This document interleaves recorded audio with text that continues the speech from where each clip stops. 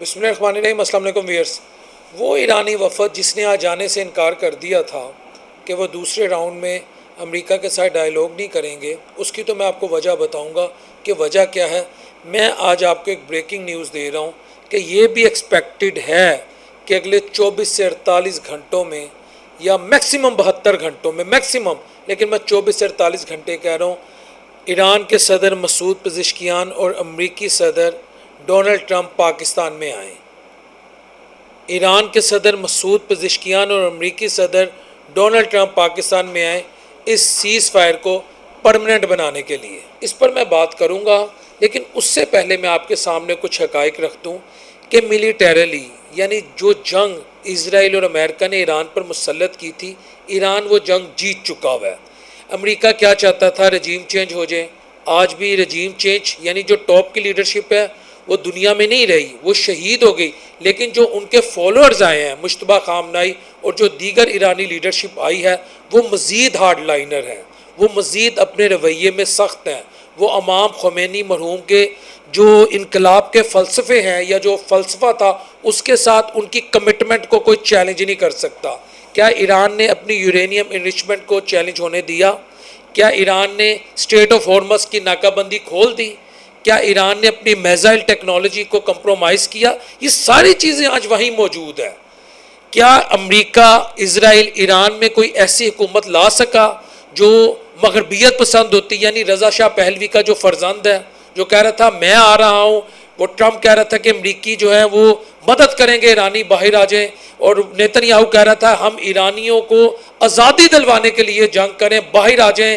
وہ جو آیت اللہ علی خامنائی ہے، ہم نے ان کو ریموو کر دیا، کچھ ایسا نہیں ہوا۔ تو what it indicates, what I mean to say کہ ملیٹریلی امریکہ اور اسرائیل اپنے آبجیکٹیوز حاصل نہیں کر سکے۔ اب بات آگے ڈائیلاگ پر۔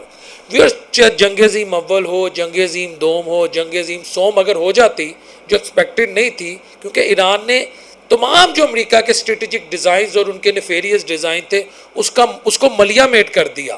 مگر مثال کے طور پہ دنیا کی کوئی جنگ ہو، چلو میں ایسے کہتا ہوں، اس کا اینڈ ٹیبل پہ ہوتا ہے، ٹیبل ٹاک ہوتی ہے، نیگوسیشن ہوتی ہے، جسے گفت و شنید کہتے ہیں، اور اس میں ڈپلومیسی کو مینوور کیا جاتا ہے میکسیمم انٹرسٹ کو گین کرنے کے لیے۔ اچھا، اب آج ایران نے انکار کیا، ان کے جو فورن منسٹری سے جو ان کے سپوکس پرسن ہیں اسماعیل بقائی، انہوں نے کہا جی ہم دوسرے راؤنڈ میں شرکت کے لیے امریکہ کے ساتھ ڈائیلاگ کے لیے پاکستان نہیں آئیں گے۔ اس کے چند لمحے بعد آپ کے سامنے خبر آتی ہے کہ پریزیڈنٹ ٹرمپ نے جو اسٹریٹ آف ہارمز کی ناکہ بندی کر رکھی ہے، یعنی ایرانی جو جہاز ہیں، جو ویسلز ہیں، ان کو کل یو ایس میرینز نے کیپچر کیا، اس پر فائرنگ کی، اور دو بلکہ جہازوں پر فائرنگ کی، اور کہا کہ ایران اپنی امپورٹ ایکسپورٹ نہیں کر سکتا حتیٰ کہ وہ چائنا کی طرف موو کرے تھے۔ تو پریزیڈنٹ ٹرمپ نے فیلڈ مارشل عاصم منیر کی کہنے کے مشورے پر یہ کہا کہ چلیں میں اس پالیسی کو ریکنسیڈر کرتا ہوں، کیونکہ ایران کا یہ کہنا ہے کہ جب تک، یہ میں آپ کو دوبارہ پوائنٹ بتا رہا ہوں مکمل ذمہ داری کے ساتھ، کہ جب تک امریکہ ایرانی جو سمندری حدود ہے اس کی ناکہ بندی ختم نہیں کرتا، یعنی اسٹریٹ آف ہارمز کے ارد گرد جو امریکی بیٹھے ہوئے ہیں، ان کے جہاز بیٹھے ہوئے ہیں، بحری جہاز بیٹھے ہوئے ہیں، ان کی جو میرینز ہیں، امریکن میرینز، وہ جب تک وہاں سے نہیں ہٹیں گے مذاکرات کی طرف نہیں آئیں گے۔ اور میں آپ کو مکمل ذمہ داری سے بتا رہا ہوں کہ یہ مذاکرات ہوں گے، مگر یہ مذاکرات بہت چیلنجنگ ہوں گے، یہ انتہائی چیلنجنگ ہوں گے۔ آج نہیں تو کل ایرانی وفد بھی، میں ڈیفینیٹلی آپ کو بتا رہا ہوں، اسلام آباد آئے گا، کیونکہ اسلام آباد میں اس وقت پن ڈراپ سائلنس ہے، اور پریزیڈنٹ ٹرمپ اپنی اس پالیسی کو ریکنسیڈر کریں گے۔ اس کے پاس آپشن کوئی نہیں ہے۔ کون اس وقت ٹرمپ کے ساتھ کھڑا ہے؟ نہ نیٹو کھڑی ہے، نہ اس کی اپنی عوام کھڑی ہے۔ اس کا پاپولیرٹی کا گراف 33% پہ آ چکا ہوا ہے۔ اس کو مڈ ٹرم الیکشن نظر آ رہے ہیں، اس کو اپنے خلاف امپیچمنٹ نظر آ رہی ہے۔ دنیا کا کوئی ملک، کوئی آرگنائزیشن سوائے اسرائیل کے، name a single country that is supporting America اور that is supporting president Trump, کوئی نہیں کرا۔ انہیں فیس سیونگ چاہیے۔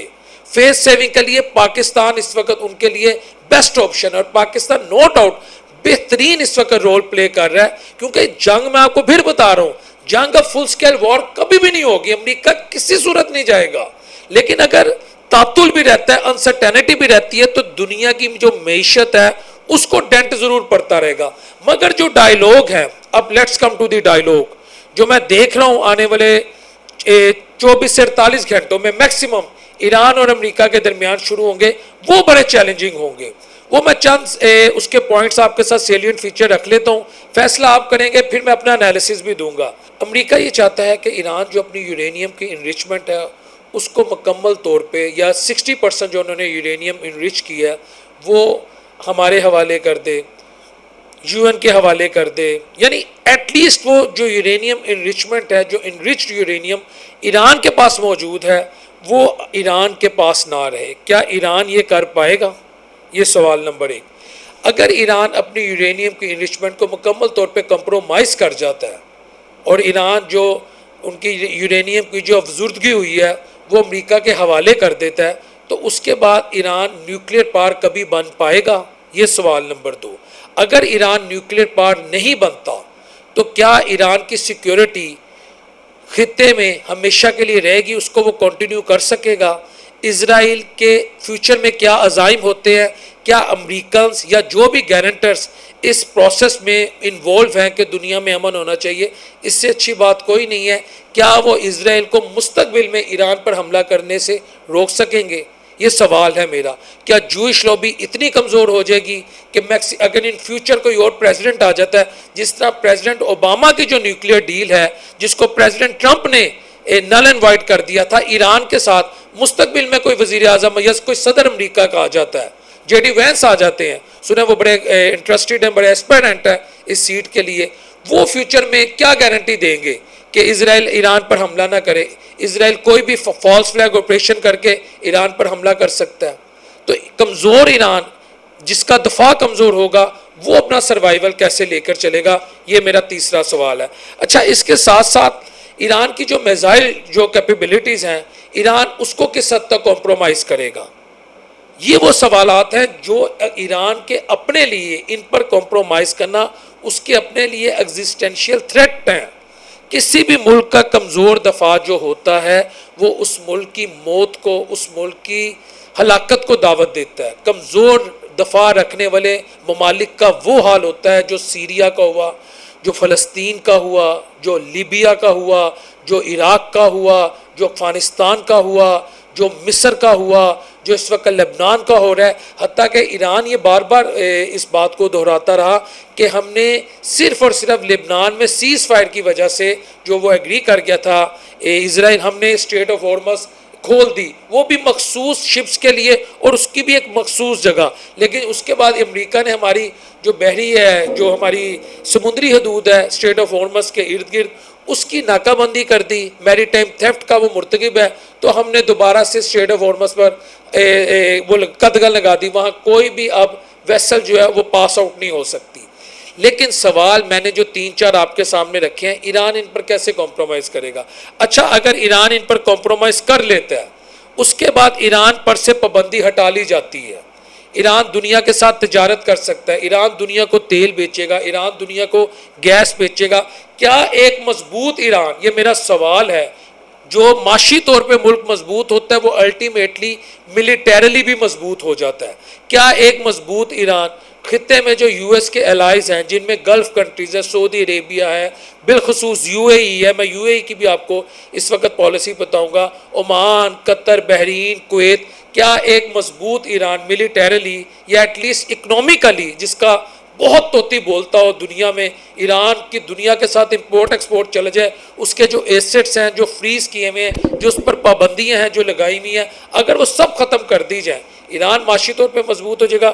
کیا وہ اسرائیل کے لیے اور گلف کنٹریز کے لیے قابل قبول ہوگا؟ یہ میرا سوال ہے۔ کیا جو نیا ورلڈ آرڈر آئے گا، کیونکہ اب یہ خطے کا جو نقشہ ہے، اس کے جو سیلین فیچر ہے وہ بدلنے جا رہے ہیں، کیا ایران اتنا کچھ کرنے کے باوجود، اتنی قربانیاں دینے کے باوجود، یہ میرا سوال ہے، اگر وہ معاشی طور پہ ترقی کر لیتا ہے، اس پر سے پابندیاں ہٹ جاتی ہیں، وہ کیا اس خطے میں اپنی ہیجمنی نہیں چاہے گا؟ وہ یہ نہیں چاہے گا کہ جس طرح ماضی میں حماس کے ساتھ اس کی کولیبوریشن تھی، حزب اللہ کے ساتھ اس کی کولیبوریشن تھی، حوثیز کے ساتھ اس کی کولیبوریشن تھی، چاہے اس کو آپ درست کہیں، اس کی فیور میں بھی 1101 آرگیومنٹس دیے جا سکتے ہیں، اس کے اگینسٹ بھی آرگیومنٹ دیے جا سکتے ہیں، ایران دوبارہ سے اس پالیسی کی طرف نہ جائے۔ یعنی پرابلم یہ ہے کہ ڈائیلاگ تو ابھی جو ہمیں لگ رہا ہے کہ نہیں ہوں گے، ڈائیلاگ کی طرف یہ ضرور جائیں گے، اور جو بھی ملک چاہے ایران ہو یا امریکہ ہو، جو ملک ڈائیلاگ کو ٹیکنیکلی، سمارٹلی، ڈپلومیٹیکلی، یہ میں بتا رہا ہوں، ہینڈسملی کھیل جائے گا، اس میں سے میکسیمم فوائد، زیادہ سے زیادہ فائدے حاصل کر لے گا، اس خطے کا چودھری وہ ہوگا۔ اور یاد رکھیے گا، امریکہ میں جو اس وقت سب سے تگڑا جو ملک ہے جو اپنی لابی رکھتا ہے، وہ نمبر 1 اسرائیل ہے اور نمبر 2 انڈیا ہے۔ تو اسرائیلی لابی بھی یاد رکھیے گا، اس کا فیکٹر بہت تگڑا ہے۔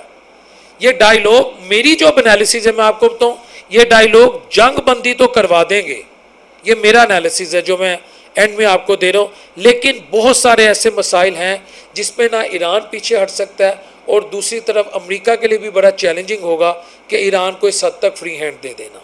اگر ایران اپنے نیوکلیر پروسیس پر، یعنی نیوکلیر کیپیبلٹی پر، اپنی یورینیم کے انریچمنٹ کے پروسیس پر، اپنی میزائل کیپیسٹی پر اور اسٹریٹ آف ہارمز پر اپنی جو اس کی جو پالیسی ہے اس کو مکمل طور پہ اگر امریکہ کے آگے سرنڈر کر دے گا، تو ایران کا مستقبل مجھے تابناک نہیں بلکہ معذرت کے ساتھ تاریک نظر آ رہا ہے۔